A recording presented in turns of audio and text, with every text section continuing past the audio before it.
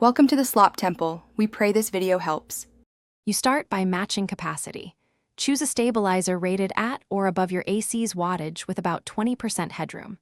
Once done, place the stabilizer on a flat, ventilated surface close to the indoor unit to minimize cable runs. Make sure the AC breaker is off. Do not plug under load. Then plug the stabilizer into the mains and connect the AC's power cord to the stabilizer output. This immediate sequence prevents surges and readies the system for calibration and first power on. You now configure the unit.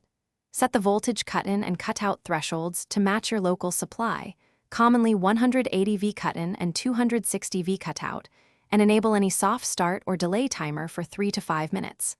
Once configured, turn the stabilizer on first and wait for the output indicator or analog meter to show steady nominal voltage.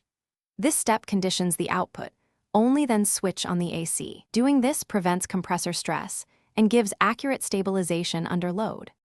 You finish by running the AC for 10 to 15 minutes while monitoring stabilizer temperature and output voltage. Ensure readings stay within the set thresholds.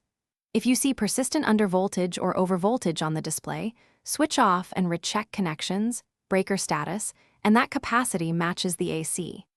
If the stabilizer trips, wait 5 minutes, reset, and observe. If faults repeat or temperatures rise abnormally, stop use and replace the stabilizer or consult a technician. This protects the. Thanks for watching. Consider subscribing if we helped you.